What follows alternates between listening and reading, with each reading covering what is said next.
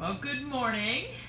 Welcome back to New Jersey. Hi, Georgie. Are you stuck on the floor? Made it home yesterday. Good afternoon from the UK. You know, it's funny because people are watching from all over the world, and I always say good morning, but it's not morning where a lot of you are. So, top of the morning. Thanks, Tammy.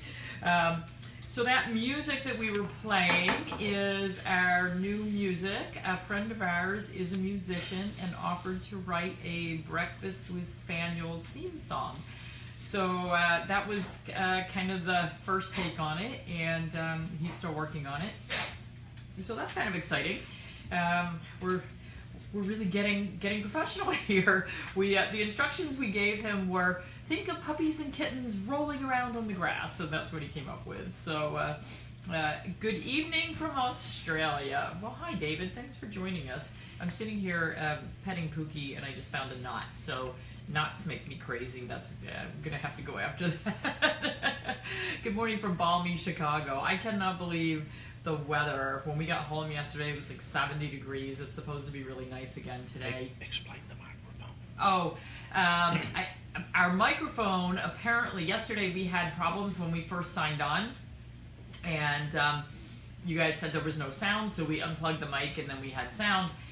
This morning Hugh tested both of our mics, and our mics work, but they don't work on my phone. So there's something wrong with the mic connection on my phone. You know, technology. I don't know if I'm going to be able to get that fixed or not. I tried restarting the phone and that wasn't good enough, so I don't know whether we can solve that. So in the meantime, you're just stuck with me screaming at the phone.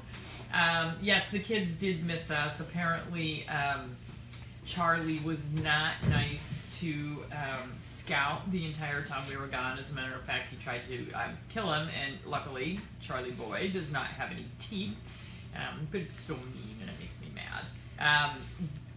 Charlie, Abby, and Scout and Freckles were the four that had to stay at the clinic for a couple of nights, and I think Charlie just had his nose so bent out of shape that he said, you know what, I'm going to take this out on somebody, and he took it out on Scout, unfortunately. So I had said yesterday that Scout got his teeth cleaned while he was at the hospital, which was great, because they were kind of overdue, and he also had his ears flushed, and they found that both eardrums had already been ruptured. And the bad news is he is still just pouring stuff out of both ears. So I am going to call the specialty center today and hope that the surgeon can get Scout in fairly quickly, because I think that we just need to get this taken care of. I just feel so sorry for him. It can't be fun to live with. And it makes him sound really congested because his inner ears are affected, and so the eustachian tubes going down both sides of his neck are affected. So everything is just, he goes when he breathes, and it's just, you know, can't be comfortable for him. So, did you know that February in the U.S. is Pet Dental Health Month? So, that's one of the reasons why Scout went ahead and got his teeth cleaned. We do tend to do more dentals in the month of February, but really we should not ignore our pets' dental health all year. We need to be taking care of their teeth, not just the month of February when it's Pet Dental Health Month. I think there's a lot more talk about it, there's a lot more advertising about it during February, and that's why we end up doing some more at our clinic. Little Pooka here doesn't have very many teeth left. I told you that even though she has a grade 6 murmur about 6 months ago, her teeth were bad enough that we just decided we needed to go ahead and sedate her and get in there and get the teeth taken care of. So we did, and she did really well. We used a really mild, yeah, Charlie, you're a bad boy, you are. We used a really mild anesthetic protocol with her, and this is the protocol that I use for all of my old kids, or all of my kids where there's any suspicion that something may not be perfectly right, whether it's kidneys or liver or heart, whatever's going on with them. And so we put in an IV catheter. First, we do all of our pre-op lab work and make sure everything's okay. We do our EKG and make sure that that looks passable. And we put in an IV catheter, and then I use a drug called IV propofol. You might remember hearing that one with Michael Jackson, because and that might even have been one with Prince, I'm not sure, but Michael Jackson for sure. So what it does is it's just basically a sedative that makes them sleepy enough that we can get them intubated, get them on the gas anesthesia, and then keep them down with that. What I like about propofol is, if anything, it'll slow the heart down a little so it doesn't make the heart race like we can get with some drugs. And with dogs with bad hearts, we don't want to speed it up and cause more work for the heart. So I'll use the propofol, and then we use isoflurane.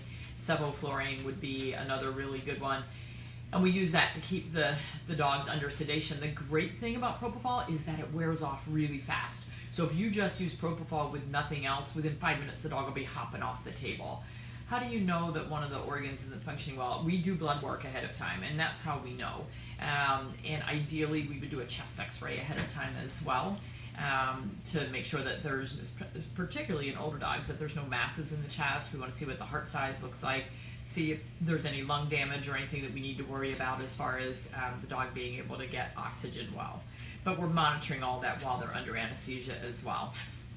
So Pooky flew through everything with flying colors, absolutely no problems at all. As soon as we turned off her gas anesthesia, she popped off the table. We took the intubation tube out, and she had, thanks for sharing, Lois, she had most of her teeth removed because they just were not salvageable, and I did not want to put her on under anesthesia too many more times in her life if we don't really have to. But now for the couple of teeth that we have left, we are using my dental drops. So for those of you, we get a glare. For those of you, I don't know how to not get a glare. For those of you who are not familiar with the dental drops, we had this product made in New Zealand. It has deer antler velvet, which stimulates stem cells for healing of the gums and that periodontal disease. It has manuka honey, which, yay, dental drops. The manuka honey is a better antibacterial for the bacteria that causes plaque than chlorhexidine. So many of the water additives, are they available in Australia? Yes, they are. You have to email me directly to get them in Australia, though, because I have to have them shipped to you from New Zealand. They can't go. It's the funniest thing, because of the deer antler velvet, Australia will allow deer antler velvet from New Zealand to be shipped into the country. However, if the drops go from New Zealand to America, then they can't go back to Australia. You guys are funny about what you let in the country. How is it sourced from the deer? So I chose this company because they are very humane. The antler velvet is the new fuzz, the new growth that's on the antlers each year. And so the deer are given a sedative, and it's a pain-free procedure for them, the way that this particular company does remove the antlers. Yes, Denmark as well. And they do work, thanks Cheyenne. So one of the complaints about deer antler velvet is people think that the sourcing of it is inhumane, and it certainly can be in some countries. I will tell you that the people in New Zealand are crazy about their animals and making sure that everything is done humanely, and that everything is green and clean as well, and that's why we do source from there. So we have the manuka honey that kills the bacteria that causes plaque. It has propolis, which is bee pollen, really good immune system stimulant. And then it has peppermint and cinnamon oils. You need to shake it up because when you open it, you will notice that it's a little bit cloudy. I don't know if you'll be able to see that. But the cloudy stuff in there is actually the antler velvet, so it's kind of a little chunky. Oh, hi David Brock. How's Michael? Is he doing better? So we only need a few drops in our dropper, and then we just need to lift the upper gum and drop there. Yummy. And the other side, drop there, and that's how simple it is. So no brushing needed. I love this stuff because it smells like the cinnamon and peppermint together. Whenever, did that make you sneeze? When we open a container, we can smell this stuff, and it's really good. I dropped one on our garage floor. We had to do a drop test for shipping it to Amazon. I didn't believe you that it wouldn't break, so I went out and dropped it from waist high. It shattered. Our garage smelled really good for about a week. But anyway, no brushing needed. So definitely, if you're brushing, great. If you're not brushing, you want something simple, go this route. A couple of people have said that their dogs don't like the taste, and you know what? That's the same as people. There are a lot of dental products on the market. Your pet may like the flavor of one, may not like the flavor of another. Just, you know, the same with food, the same with us. So if your pet doesn't like it, we've gotten around it in a couple of different ways. I know that Eden Nieves, who's Cheyenne online, she will take it and put it on her finger and rub it on the gums, and then the dogs like it okay. Yeah, somebody says, can you put it on a Q-tip? You could, because they won't hold still. I find it easier to just put it on your finger and just get your finger right there. We are actually looking, it's so funny, you know, I'm trying to make life easier, so my kids line up at night to get their dental drops, love it. I'm trying to make it easy for people, so we had it made in a drop. Originally it was in a spray, and the dogs were so offended, and they said, why would you spray us in the face? That's just so mean. So we put it in a drop, and we didn't want people to have to go through brushing.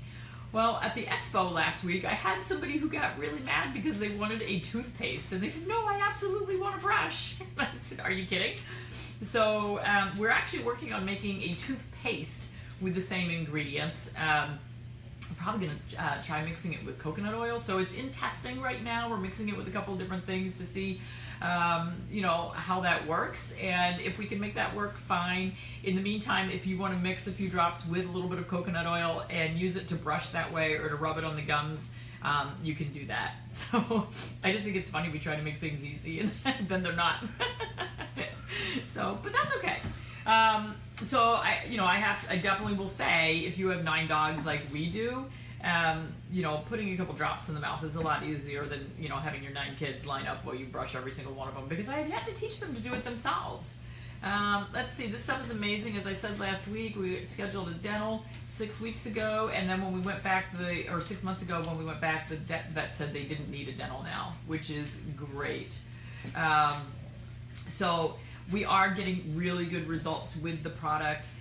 Somebody did question on Amazon, there is an inactive ingredient here called Symbiasolve XE. It's to hold the oils in suspension. It is a 100% natural ingredient. I would never put any kind of filler or additive in there that would have any sort of toxicity at all. It's actually made with coconut oils, so nothing to worry about. Deer antler has no side effects, none at all. It actually stimulates stem cells and healing, and we have the deer antler velvet. It's also, oh, I don't have a bottle here, it's in my wellness product.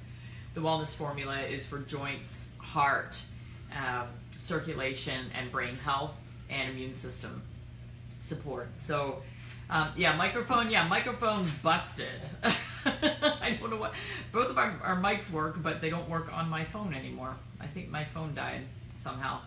I don't know, it's tech phobic for me. Dachshund having a tooth removed because she cracked it on a deer rib bone. I feed raw. She's a very hard chewer. Yeah, absolutely. So I talked to the deer antler and elk antler guy that had the booth next to us at the last expo about dogs breaking teeth. And he said, yeah, veterinarians are about 50-50 on whether or not dogs should chew antlers because of the fact that, you know, we're the ones who are fixing the broken teeth. So, you know, half of us say absolutely dogs should never chew antlers, and the other half say, oh, they're wonderful for them to chew. It really is your dog's on pred? Yeah, you can use the dental drops with the pred. There's no contraindications as far as any other drugs being used with it.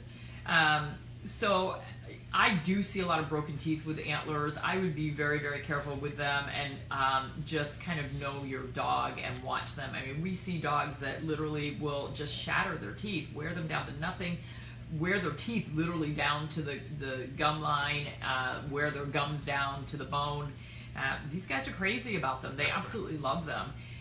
The antler guy told me that one of the things you can do, you can get the whole antler, you can get a half, or you can get a quarter. And when they're quartered and more of the marrow of the antler is exposed, they tend to break down a little easier and are a little bit softer. So if you have a dog who's just a really voracious chewer, you might want to get antler that will break down a little bit better. He also had the Himalayan yak chews, which I never understood what those were. They're actually a cheese made with, it was yak milk and cow milk, I think. But it's just smoked and smoked and smoked and smoked until it gets really dry and really hard. And then he had different sizes of those depending on the size of your dog. And then the funny thing with those Himalayan yak chews is you can make Himalayan yak chew popcorn, is what he called it. And you take small pieces of it and you put it in the microwave and it poofs up. And it poofs up like popcorn would. And then you can give it to your dog and it's a little easier to chew. George and Pooky had some of those at the expo. George managed to chew them really well. Pooky, with her, like 2 teeth that she has, she didn't do so well with them, but she liked them and she really wanted to chew on them.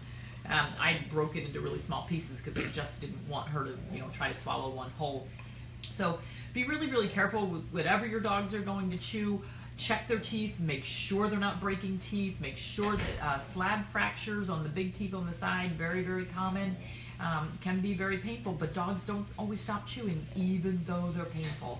So you've got to be the parent, be in charge, only give them things that are not going to shatter their teeth. And it's, every dog is different in their chewing.